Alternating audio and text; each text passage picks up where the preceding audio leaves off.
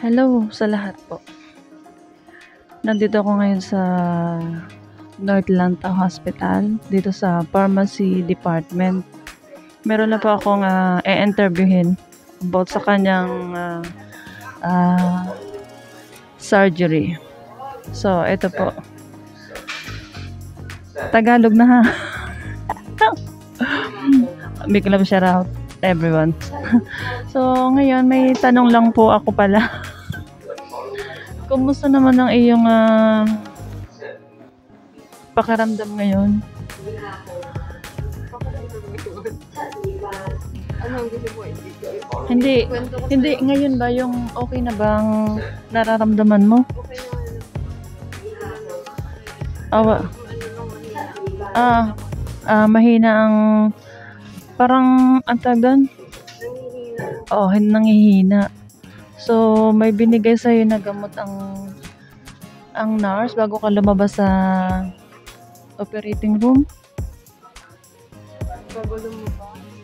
May pinainom pala, may pinainom sa'yo? Pumasok. No, bago ka lumabas. Tulog ako na. Wala. Hindi, di ba pagkatapos nun, di ba? Pinagpahinga ka. Nung magising ka, Ay. Pinainom ka ng Panadol. Oh, so yun. Ganon talaga. Dumadaan sa buhay natin yung ganong sitwasyon. Pero, kailangan lakasan ng loob. Diba?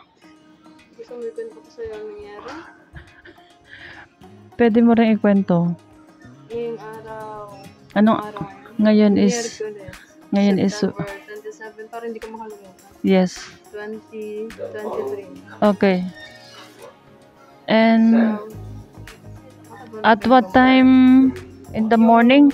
Yung admission ko, 7:45, pero wala pang 7 or saktong 7 nandito na sa hospital. Okay. Tapos, nung pag 7:45 na nga, tinawag na yung pangalan ko, tapos diretso na sa 4th floor doon na nga sa operahan na sa gynecology.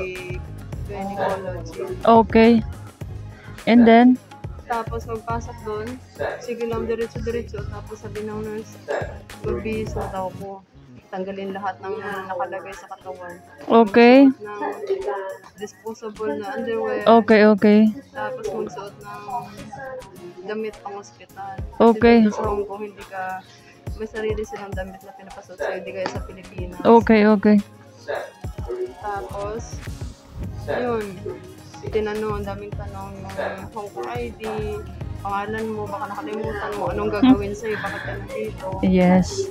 Kaya sinulat ko pero mali naman. Tapos sabi ng nurse, ganito daw ang gagawin sa akin. Okay. Tapos, in hydroscopy, bali may papasok sila, tapos may kukunin sa loob Okay. na tissue. Dapat sana lalagyan pa ako ng Mirena. Kasi hindi na ako nilagyan. Okay. Ngayon, bago yan, dami pang tanong. Siguro mga 4 o 5 tanong nurse lang at doktor. Okay. Tapos nasa na? So, naputol kasi nag-claim nung gamot. Continue po. Tapos tawag dun, nung nakabihis na nga ako, tinawag ulit ako ng isang nurse. Tapos binigyan niya ako ng 2 tablet. Hindi ko alam para saan yun. Basta alam ko, sabi niya, inumin ko daw. Tapos wag lunukin, wag nguyain. Pabayaan lang na matunaw sa ilalim ng dila pa. Tapos doon. Pagkatapos na naghintay pa ako siguro mga kalahating oras ba? Basta naghintay pa ako saglit dun sa bed. May sarili kang bed, tapos may sarili kang locker. Lalagay mo doon ng gamit mo, bibigyan ka nila ng susi, bibigyan ka ng tsinelas. Tapos hintay ka doon hanggang tawagin ka ulit. Hindi ko alam, tinawag na naman ako ulit ng isang nurse. Tapos sabi niya, halika sundan mo ako. Hindi ko alam, wala siyang sinabi na pupunta na pala sa operating room. Pagkita ko na lang sa binuksan niya na room, yun nga, operating room mo. Wala mo nang sinabi, punta na tayo sa operating room mo, operahan ka na. Wala. Surprise pala. Surprise. Para hindi ka siguro din kabahan. So, ganun nga. Ano lang siya, bali, nandun din sa loob, nandun na lahat. Hindi siya Hindi yung separate, hindi kagaya sa Pilipinas yung separate na operating room. Hindi. Nandun ka sa ward, tapos may papasukan ka lang ng isang room, nandun na din yung operating room nila, nandun na din yung recovery room. Ngayon, nung ipinasok na ako sa operating room, kinakausap nga nila ako, pinapatawa-tawa, sige ganito para mawala ang takot mo siguro. Tapos lumapit yung tawag doon, anesthesiologist. Tapos sabi niya sa akin nga na kung kumusta daw, kung may drug allergy ba daw, kung may nakalagay ba daw na mga bakal sa katawan ko, tanggalin ko na daw. Kasi hindi daw pwede. Sabi niya, may sing-sing ba, may hikaw ba, may bakal ka ba sa katawan mo, may pacemaker ka ba? Sabi ko wala. Yun, tapos sabi ko may braces. Tapos sabi niya, kunin mo yung mask, titingnan ko. Yun. Sabi niya, okay. Hindi yan matatanggal, di ba? Sabi ko hindi pwede tanggalin. Tapos sabi niya, okay. Tapos sabi niya, akin na yung kamay mo, patingin doon ang kamay mo, gaga siya. Lalaki na anesthesiologist. Isa din yata yung nag-interview sa akin nung pagpunta ko dito 2 weeks ago. Tapos sabi niya sa akin na may ilalagay ako sa kamay mo, masakit to.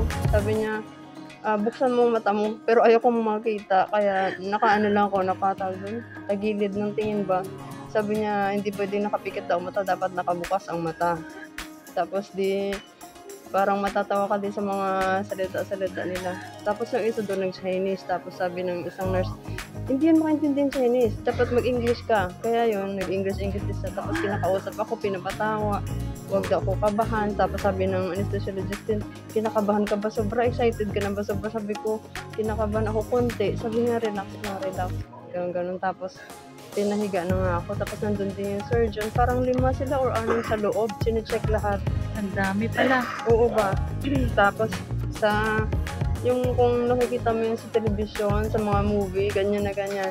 Maraming ilaw sa taas, maraming television na nakapaligid, maraming tawag doon, wire, may oxygen.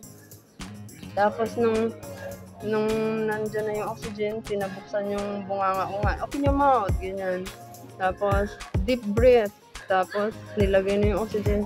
Tapos, umiyak ka ng malalim. Sabi ng anesthesiologist, huwag kang mag-alala. Wala pa tong 1 segundong, okay ka na. Tapos, ang natandaan ko lang, ang baho ng gamot. Oh. Ang baho ng gamot, hindi ko mai-describe kung gaano kabaho. Basta hindi siya amoy. Tapos sabi niya, masakit to konti. Masakit to konti ang sa kamay mo, pero in less than 1 second, okay ka na. Tapos wala na nga. Pag sabi niya less than 1 second, hindi ko na narinig kung ano nang ginawa nila. Hanggang sa pagising ko, tumingin ako sa taas, sabi ko wala na ako sa operating room. Iba na tong kwarto ang pinasukan sa akin. Nasa recovery room na ako. Tapos pagharap ko, may tao doon sa wall, merong orasan. Tingnan ko ang oras. 10 mahigit, siguro 10:05, 10 ganyan. Oh. Tapos Isang oras kang tulog pala. Hindi ko alam.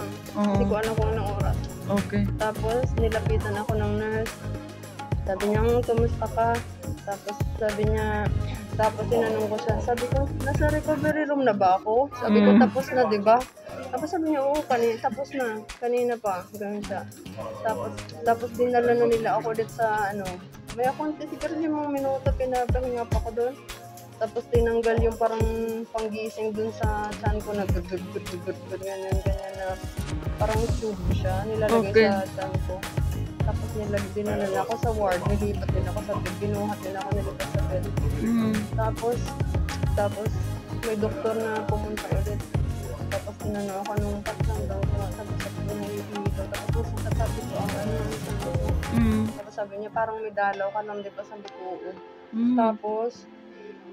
Tapos naramdaman ko siguro mga after 30 minutes, ang daming dugo na lumabas. Kaya pinindot ko yung machine na para tumawag sa nurse at sa doktor. Tapos nilapitan nila ako. Tapos pag lapit nila, tinanong anong nangyari. Sabi ko, ang daming dugo na lumalabas. Okay. Tapos tinawag nila yung doktor mismo na nag-opera din sa akin. Tapos tinignan niya. Hinupadan na naman ulit. Tapos ganun ba? Pinuksan ulit. Tapos Sabi niya, dahan-dahanin ko lang, dahan-dahanin ko. Sabi ko, ang sakit. Ganun. Sabi niya, hindi ko alam kung bakit ka nag-bleeding. Tapos yun, pinaliwanag niya. Sabi niya, dapat sana lalagyan ka ng Mirena. Yung valid for 5 years yan siya. Pero nakita namin sa loob ng tiyan mo, meron kang fibroid, madami. May kinuha kami na isa, tapos may kinuha kami na sample na tissue din. Tatawagan ka namin kung may problema yun. Okay. Pero kung wala, sabihin naman namin sa'yo. Tapos hindi namin nilagay yung Mirena na yun. Parang kagaya sa IUD mo, Okay. na mag-stop yung bleeding. Hindi namin nilagay kasi hindi healthy ang womb mo, mayroong fibroid sa loob na malaki. Ano tawag doon? Ipigilan daw niya yung Mirena, magiging maliit daw yung Mirena kung ilalagay nila yun, hindi nila nilagay. Ngayon ang gagawin, iinom ako ulit ng gamot 6 months, bali araw-araw. Hindi darating ang dalaw ko for 6 months, tapos babalik ako ulit ng 6 months. Sana yung kinuha nila na sample na tissue sa akin, walang masama. Okay. Kasi kung may masama, gagawa na naman sila ulit ng ibang procedure. Tapos salamat lang dito sa Hong Kong kasi wala kang malaking babayaran kapag may Hong Kong ID ka. Yes.